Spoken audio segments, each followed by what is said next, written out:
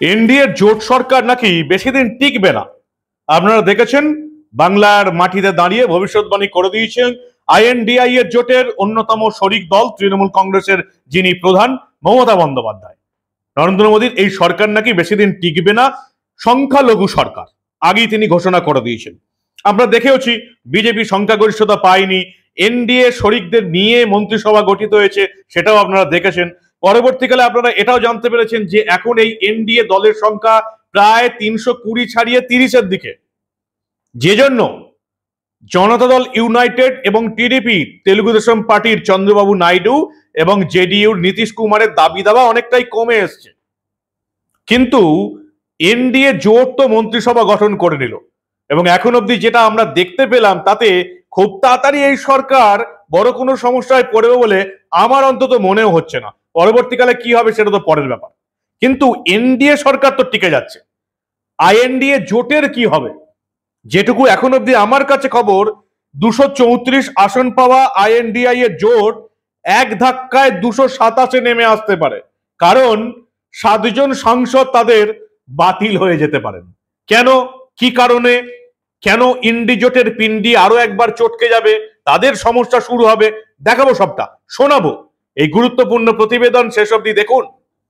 এটা দেখুন যে ইন্ডি জোট যারা নাকি প্রধানমন্ত্রীত্বের স্বপ্ন দেখছে, তারা কাদেরকে জিতিয়ে নিয়ে এসছে এই গোটা ভারতবর্ষের বিভিন্ন জায়গা থেকে। এই গুরুত্বপূর্ণ প্রতিবেদন শেষ অবধি দেখুন। আমি মানব, দা নিউজ বাংলায় আপনাদের স্বাগত জানাচ্ছি। ইন্ডি জোট খুব বৈঠক করলো, আপনারা দেখলেন। আমাদের রাজ্য থেকে অভিষেক বন্দ্যোপাধ্যায় গেলেন দিল্লি, মুম্বাই, ছোটাছুটি শুরু করলেন। যদি ইন্ডি জোটের সরকার গঠন করা যায়, যদি চন্দ্রবাবু নাইডু এবং নীতিশ কুমারকে ভাঙিয়ে এনে ইন্ডি জোটের সরকার করা যায় এবং যেখানে তৃণমূলের মন্ত্রী হবে, পিসি যদি প্রধানমন্ত্রী একবার হয়ে যান, কিন্তু সেই স্বপ্ন অঙ্কুরই বিনষ্ট হয়ে গেল। এনডিএ জোট হাসতে হাসতে সরকার গঠন করলো এবং যেটুকু এখন অবধি দেখতে পাচ্ছি যে 320 ছাড়িয়ে 330 চলে যাচ্ছে এনডিএ জোট, এবং যার জন্য জেডিইউ জনতা দল ইউনাইটেড নীতিশ কুমার, টিডিপি তেলুগু দেশম পার্টির চন্দ্রবাবু নাইডু নিজেদের দাবি দাওয়া বেশ কিছুটা কমিয়েও দিয়েছেন। নরেন্দ্র মোদীর মন্ত্রিসভা আমরা দেখলাম, সব আসল মন্ত্রীরাই কিন্তু হচ্ছেন বিজেপি থেকে। আমরা মন্ত্রিসভার শপথ দেখে নিয়েছেন। এ তো গেল এনডিএ জোটের কথা। আমার ব্যক্তিগত মত, এখন অব্দি যেটুকু বুঝতে পারছি, রাজনৈতিক বিশেষজ্ঞরা যেটা বলছেন যে এই সরকারের আপাতত কোনো সমস্যা হবার কথাই নয়।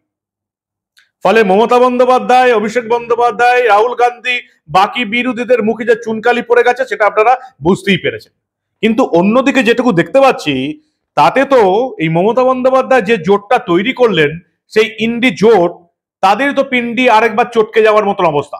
234 এখন তাদের আসন সংখ্যা, 7টা কমে যেতে পারে, 227-এ নেমে যেতে পারে। কেন?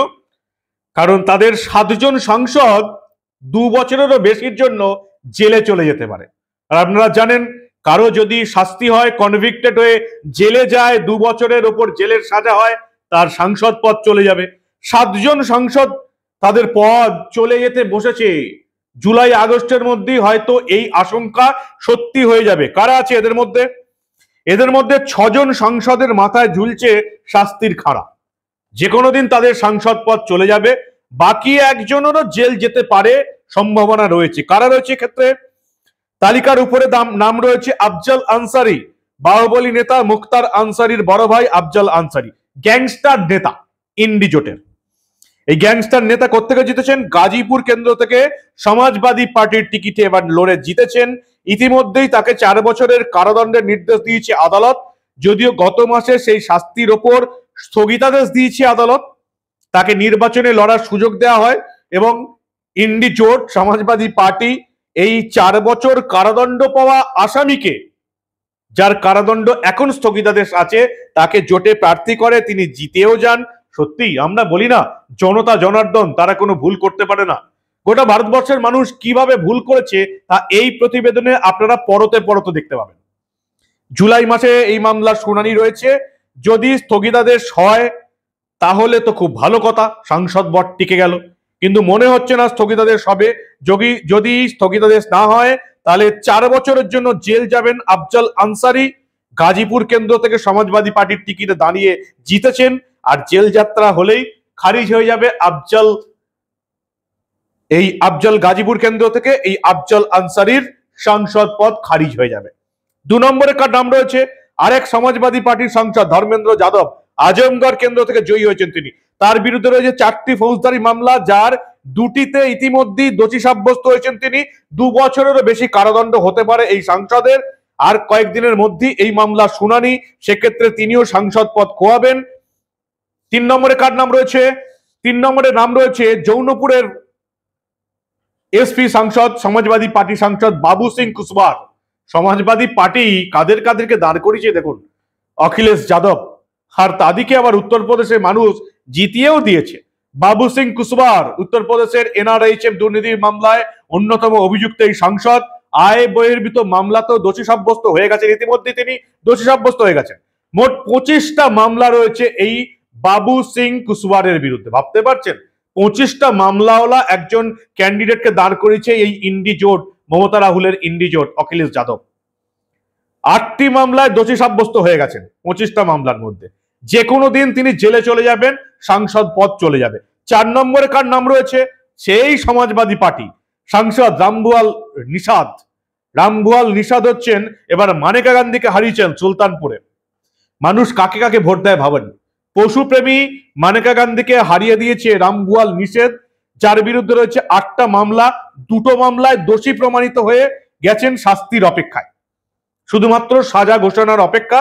সাজা ঘোষণা হলেই তিনি জেলে চলে যাবেন, আর জেলে গেলেই 2 বছরের বেশি জেলে গেলেই তার সাংসদ পদ বাতিল হয়ে যাবে। 5 নম্বরে নাম রয়েছে উত্তরপ্রদেশের চন্দৌলি কেন্দ্র থেকে সেই সমাজবাদী পার্টি অখিলেশ যাদব।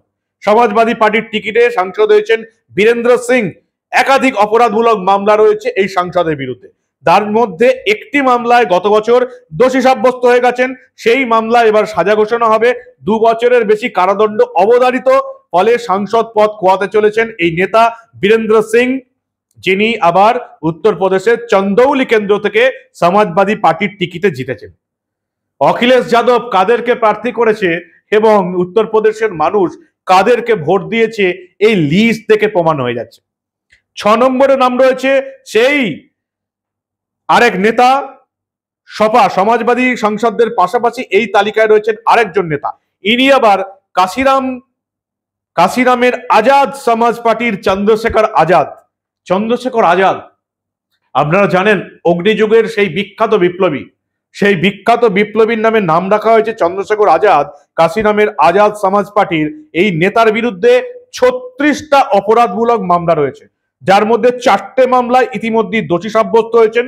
সাজা ঘোষণা বাকি, সাজা ঘোষণা হবে মিনিমাম 2 বছর, তো মিনিমাম, আর 2 বছরের বেশি সাজা হলেই তার সাংসদ পদ খোয়াবেন। ভাবতে পারছেন কাদেরকে এই ভারতবর্ষের মানুষ ভোটে জিতিয়ে লোকসভায় পাঠাচ্ছে। 36, 35, 30 অপরাধমূলক মামলা রয়েছে, সাজাও হয়ে গেছে। 7 নম্বরে যার নাম রয়েছে তিনি হচ্ছেন সাহারানপুরের কংগ্রেস সাংসদ ইমরান মাসুদ। 8টি মামলা রয়েছে তার বিরুদ্ধে, এর মধ্যে 2টি মামলায় তিনি দোষী প্রমাণিত হয়েছেন। যে কোনো দিন সাজা ঘোষণা হবে। 7 নম্বরে নাম রয়েছে ইমরান মাসুদ। 7টা আসন তো এখানেই কমতে চলেছে। মনে করা হচ্ছে এই 7 জনের মধ্যে খুব কম করে হলেও এই সমাজবাদী পার্টির 5 জন, এদের অপরাধ প্রমাণিত হয়েছে, এদের সাজা ঘোষণা, কয়েকজনের বিরুদ্ধে সাজাও ঘোষণা হয়েছে, শুধুমাত্র স্থগিতাদেশ আছে। জুলাই মাসে এদের মামলাগুলো হবে, যে কোনো মুহূর্তে এরা 2-3 বছরের জন্য জেলে চলে যাবে এবং এদের সাংসদ পদ খারিজ হয়ে যাবে। কাদেরকে ক্যান্ডিডেট করেছে ইন্ডি জোট? অখিলেশ যাদবের সমাজবাদী পার্টি, কাশিরামের আজাদ সমাজ পার্টি। কাকে ক্যান্ডিডেট করেছে কংগ্রেস? এর আগে আপনারা দেখেছেন যে সমাজবাদী পার্টির সাংসদ আজম খান, খাবু তিয়ারি, এমনকি বিজেপি নেতা অশোক চ্যান্ডেলের মতন সাংসদ পদ খারিজ হয়ে গেছে। 7 জন সাংসদের পদ যদি খারিজ হয়ে যায়, তাহলে 234 থেকে এক ধাক্কায় ইন্ডি জোট নেমে আসবে 227-এ। তাতেও এরা লাফাচ্ছে যে এনডিএ জোট নাকি সমস্যা। আগে তো নিজেদের জোট সামলা, তারপরে তো এনডিএ জোট শাসক দলকে দেখবি। তারা তো ইতিমধ্যেই মন্ত্রিসভার শপথ দিয়ে মন্ত্রী হয়ে গেছে, 320 পেরিয়ে 320-র মতো আসন চলে গেছে। আদৌ ইন্ডি জোটটা টিকবে তো? এমনিতেই অমিত শাহ খেলা শুরু করেছেন, সে কথা এখনো বললাম না। শুধু সেই কথা বললাম যে 7 জন ইতিমধ্যেই শাস্তিযোগ্য অপরাধ করে শাস্তির মুখে, যে কোনো দিন এদের জেল হবে এবং এরা জেলে চলে গেলে এদের সাংসদ পদ খারিজ হয়ে যাবে। তবে বাংলার মানুষ জানতে চান যে কয়লা পাচারের সঙ্গে যুক্ত অভিযুক্ত হিসেবে যার নাম রয়েছে প্রাথমিক শিক্ষক নিয়োগ দুর্নীতিকাণ্ডে বিচারপতি অমৃতা সিনহার এজলাসে যার বিরুদ্ধে মামলা চলছে, লিপস এন্ড বাউন্স কোম্পানির প্রায় 150 কোটি টাকা যার বাজেয়াপ্ত হয়েছে, তিনি কবে গ্রেপ্তার হয়ে জেলে যাবেন, এটাই এই বাংলার মানুষ জানতে চায়। তার বিচার কি শুরু হবে? তিনি জেলে যাবেন? 7 লাখ ভোটে জেতা সেই সাংসদ জেলে গেলে তার সাংসদ পদ কি খারিজ হয়ে যাবে? এমনিতেই তো তার সাংসদ পদ খারিজ হয়ে যাওয়ার কথা। লাভজনক পদ, লিপস এন্ড বাউন্সের কোম্পানির সিইও, চিফ এক্সিকিউটিভ অফিসার ছিলেন তিনি, আবার সাংসদ ছিলেন, যেখানে সংবিধান অনুযায়ী কোন সাংসদ, কোন রাজ্যের কোন বিধায়ক লাভজনক পদে থাকতে পারেন না। অথচ লিপস এন্ড বাউন্স কোম্পানির সিইও লাভজনক পদে ছিলেন এতগুলো বছর, তারপরেও সাংসদ ছিলেন। বাংলার সেই সাংসদের সাংসদ পদ কবে খারিজ হয় সেজন্য গোটা বাংলার মানুষ অপেক্ষা করে বসে আছে। কয়লা পাচার কাণ্ড এবং প্রাথমিক শিক্ষক নিয়োগ দুর্নীতিকাণ্ডে কবে এই সাংসদ জেলে যায় সেজন্য বাংলার মানুষ অপেক্ষা করছে। আপনারা কি বলেন? এনডিএ জোট নিয়ে যারা কথা বলছে তারা কি নিজেদের জোট আদৌ সামলাতে পারবে? আপনাদের মূল্যবান এবং গুরুত্বপূর্ণ মতামত জানান দা নিউজ বাংলার কমেন্ট সেকশনে, আর দেখতে থাকুন দা নিউজ বাংলা। আমরা আবার এই ধরনের তথ্যভিত্তিক প্রমাণ দিয়ে কোনো রাজনৈতিক খবর চেপে রাখতে দেব না।